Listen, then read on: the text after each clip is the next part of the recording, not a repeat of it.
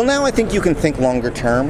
Last season we didn't want to be arrogant and assume we had more than one season, so we wanted by the end of the season to wrap up the story. But now we're plotting, several seasons down the road. I don't know if it'll happen, but the nice thing about this show is that we've been an international success. So we've actually broken records in a lot of other countries, and there is no studio. I'm the studio. Yeah. So I'm not locked into anything. So if TNT decides not to go forward, we're now at a point where we can go forward anyway. So it's a very different situation to be in.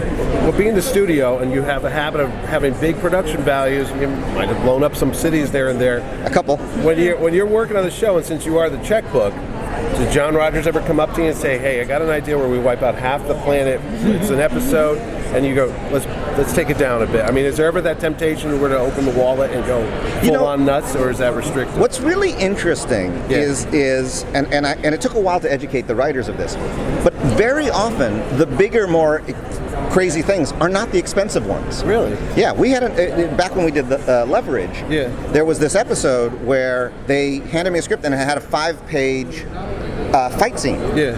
And they said, yeah, but it's only 6 guys fighting for 5 pages. I said, yeah, that's stunt guys, that's sets, that's things that got to break. That's hugely expensive. I said, let's just blow up the building. Yeah. They went, blow up the building? I said, yeah, much cheaper.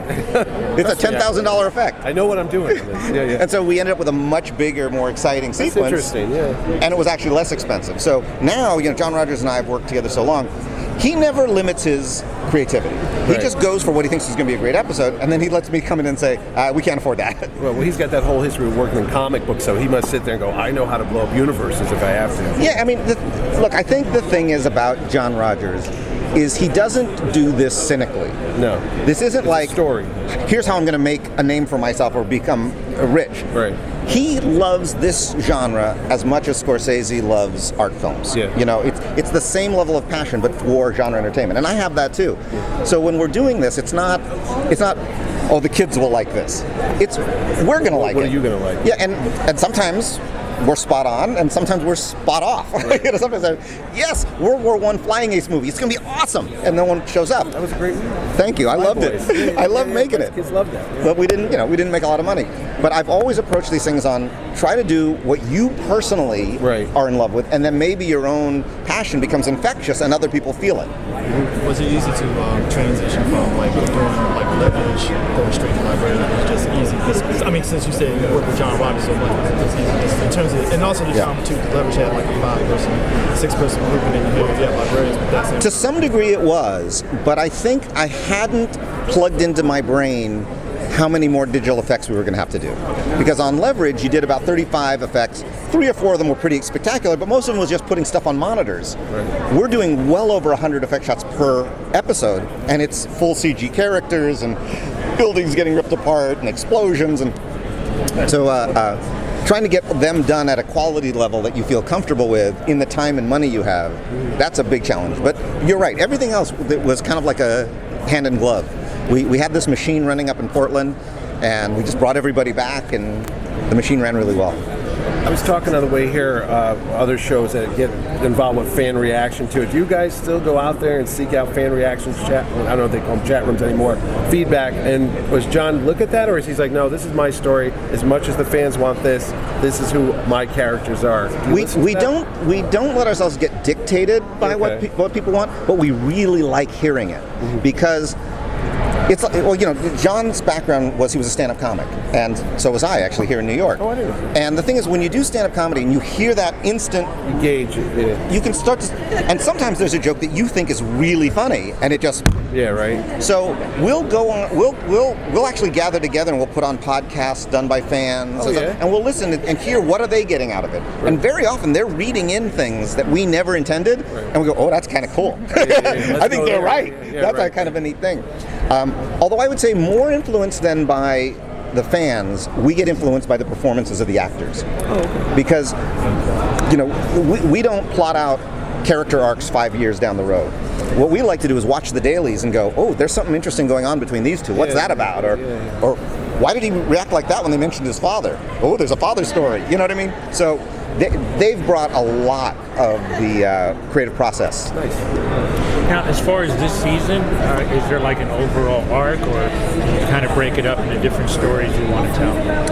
Well, we've always tried to make this a show that you could come in at any time. You know, it's a bit of a bummer if you like a show, but for some reason you missed 2 episodes, and now you feel like, oh, I can't, I'm too far back. You know, so we wanted that you could jump in at any point. But at the same time, we also want it to exist that if you are following it, you get an extra bonus. So there is an overarching storyline of this season, but it's not life or death if you miss that to be able to enjoy individual episodes. How do you go about selecting sort of what myths or legends or characters to include in each season? Is it what fits that overarching plot, or is it sort of the individual stories first? I think it's a combination. You know, I mean, every once in a while someone will say, you know, I've always wanted to do something about Shakespeare. It's like, oh, how could we get Shakespeare into it? But mostly it comes out of what do we want to do with the characters and what are we trying to say this season? You know, and this season was really about fictionals. You know, we thought we did monsters last year. There are some monsters this year, but for the most part we thought, let's do a different type of representation of magic. And so having fictional characters come to life, for us, fit really well with the idea of being a library. And so once we had that in our minds, then everything started to shift and grow around that. So how does, as far as like being able to create a show where people can come in at any time and not feel left out that they missed the 1 or 2 episodes? Right. How does the writing process for that work? Like, how do you take that into mind when you're writing a script, where you can carry on a story like that continues, but people can also jump in and out as they please? Well, one of the things we do on our show that works really well is there's a real separation between me and the writer's room. So John Rogers is our head writer. He's the genius behind it. He runs that writer's room. And I don't really get involved until they're ready to present it. So I can look at it really fresh, and I'll look at this and go, I won't be able to follow this if I didn't see the other episodes.